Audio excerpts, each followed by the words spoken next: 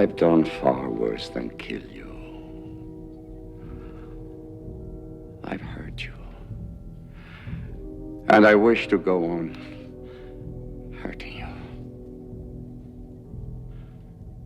I shall leave you as you left me, as you left her, marooned for all eternity in the center of a dead planet.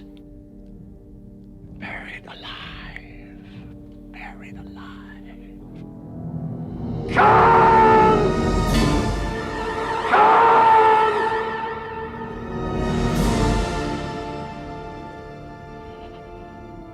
When I recently rewatched Star Trek II: The Wrath of Khan, I was immediately struck by the way it combined thrilling science fiction with deeply human themes. Far from being just another space adventure, the film presents a narrative that is intellectually engaging, emotionally resonant, and technically impressive. Often cited by fans and critics alike as the best Star Trek movie, it succeeds on multiple levels. Through its compelling story, the complex dynamic between heroes and villains, its exploration of aging and sacrifice, and its imaginative use of science fiction concepts. Personally, I'm still torn between The Wrath of Khan and Star Trek VI: The Undiscovered Country for my favorite.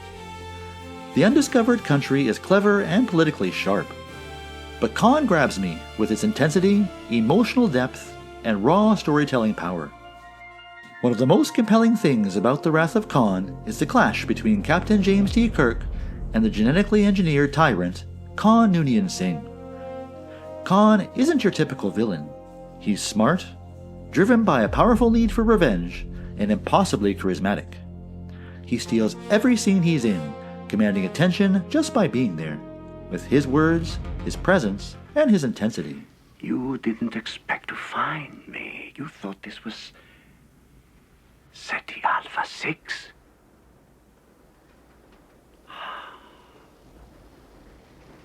Why are you here?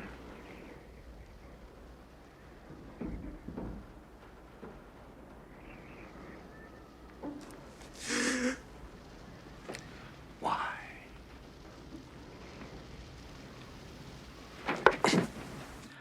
That charisma makes him more than a physical threat to Kirk.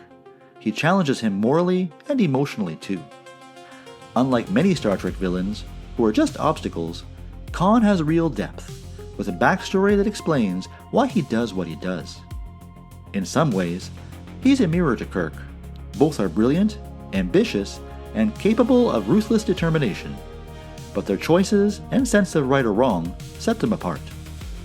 Their confrontations are endlessly fascinating, especially considering this fun behind-the-scenes fact.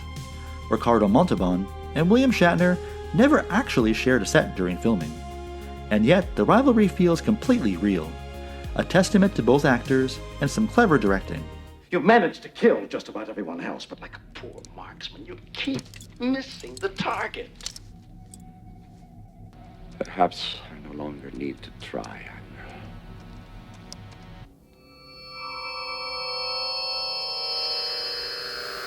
Oh no! Let go, he can't take it! Khan.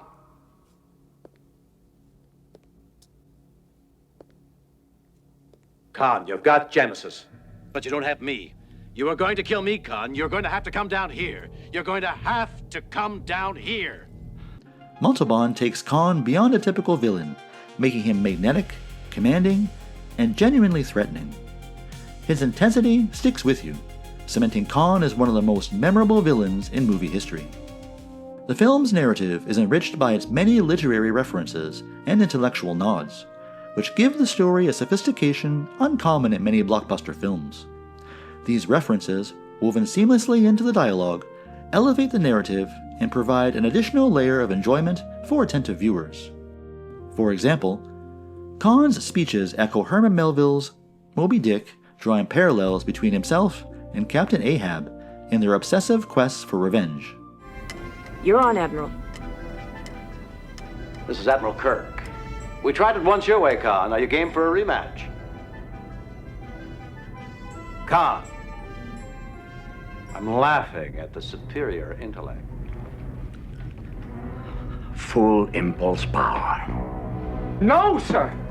You have Genesis. You can have whatever you... Full power! Damn you! Interestingly, in Star Trek First Contact, Moby Dick is also referenced, as Picard's relentless fight against the Borg parallels Captain Ahab's obsessive pursuit of the whale. The film also reflects Shakespearean tragedy, with themes of hubris, fate, and moral flaw shaping the characters' choices and consequences.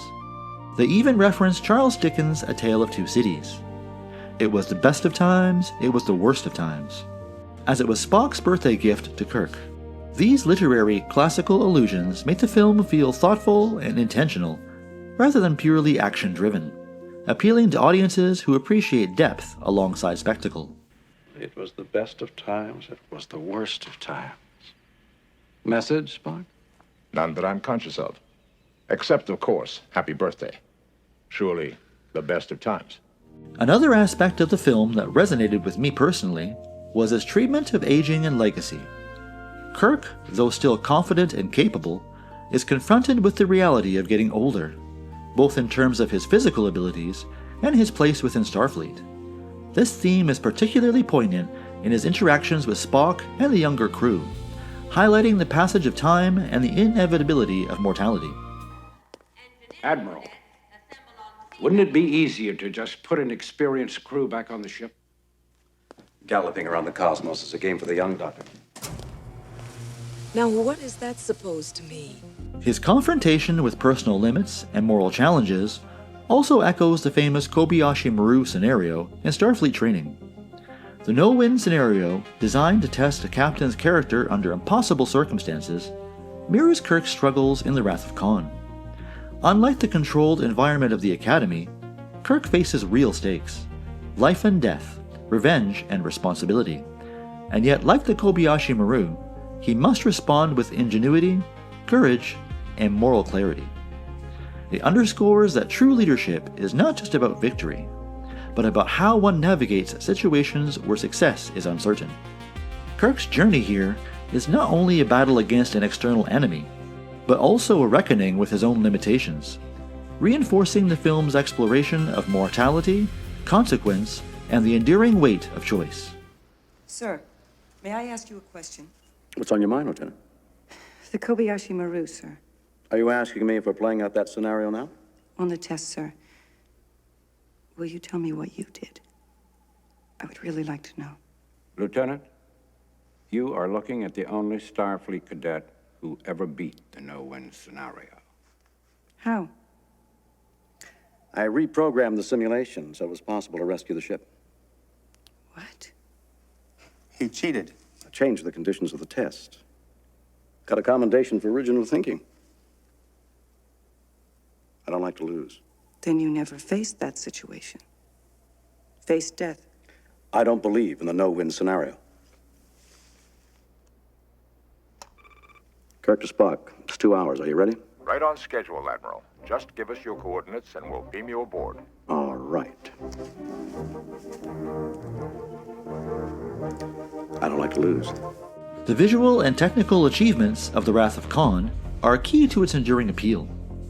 The refitted USS Enterprise exemplifies this, blending familiar design elements with updated aesthetics to maintain continuity while highlighting technical advancement. Its intricate details and realism make the ship feel like a living vessel rather than a mere set piece. Similarly, the Genesis device, a concept that allows life to arise from lifeless matter, is both imaginative and thematically rich, raising ethical and philosophical questions about creation, power, and responsibility. More than a plot device, it symbolizes science's dual potential to create and destroy, driving much of the film's narrative tension. It has always been easier to destroy than to create. Not anymore. Now we can do both at the same time. According to myth, the Earth was created in 6 days. Now, watch out.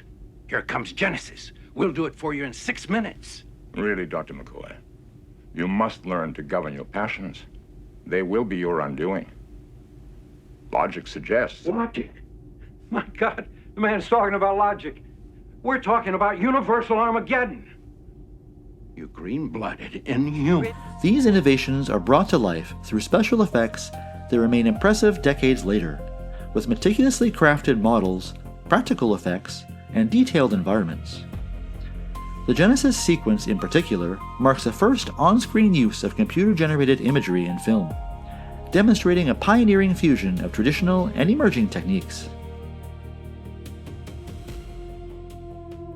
The film's climactic ship-to-ship battle in the Mutara Nebula exemplifies the way the Wrath of Khan combines thrilling action with strategic and narrative sophistication. Unlike typical space battles that prioritize visual spectacle over tactical realism, this confrontation feels like a genuine submarine battle. Visibility is limited, movement is calculated, and every maneuver carries the weight of potential disaster. The sense of tension is heightened by the confined environment of the nebula, creating a suspenseful chess game in which skill, foresight, and bravery determine the outcome. This approach to combat makes the battle feel realistic and consequential, and it stands out as one of the most compelling depictions of tactical warfare in science fiction cinema. Character development remains at the heart of the film's success. The relationships among the crew, particularly the friendship and the mutual respect between Kirk and Spock, provide the emotional core that anchors the story. Leonard Nimoy's portrayal of Spock emphasizes intelligence, logic, and restraint. Yet the character is deeply humanized through moments of vulnerability and moral courage. The bond between Kirk and Spock reaches its pinnacle during the film's climactic moments, particularly in the scenes of sacrifice, and it leaves a lasting impression on the audience. The depth of these characters, combined with a charismatic and compelling antagonist like Khan, ensures that the narrative is not merely a series of events, but a meaningful exploration of loyalty, morality, and courage. In addition to character and narrative, the film benefits from exceptional direction and technical craftsmanship. Nicholas Meyer's directorial choices maintain a balance between suspense, character focus, and action, ensuring that the pacing never falters. The musical score, by James Horner, further elevates the film, adding layers of emotion that underscore both intimate character moments and large-scale action sequences. Thematically, the movie is rich as well. Revenge, hubris, mortality, and the consequences of one's choices are woven throughout the story. Khan's obsession shows the danger of letting pride and vengeance drive you, while Kirk's decisions highlight the responsibilities of leadership. Even the Genesis device embodies this. Science has the power to create and destroy, and with that comes responsibility. These themes make the story resonate beyond the screen and keep it relevant today. Finally, the emotional punch of the movie is unforgettable. The stakes are real, the sacrifices hit hard, and the story feels earned. The final moments with Kirk and Spock, and the consequences of their actions, stick with you long after the credits roll. I have been, and always shall be, your friend.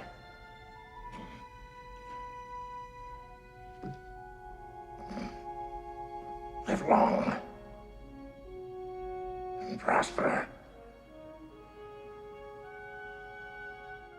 It's not just a space adventure, it's a story about people, their choices, and the legacies they leave behind.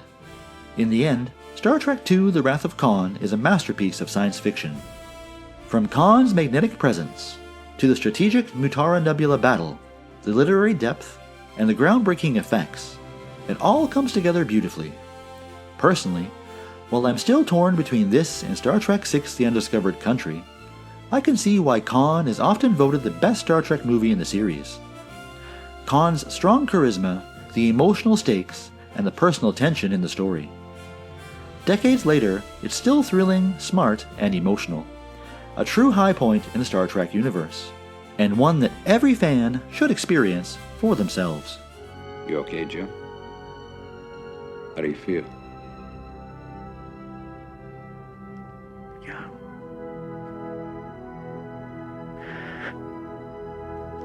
I feel young. Mute. Listen, guys, we better get going. It's almost 11:30. Almost time for.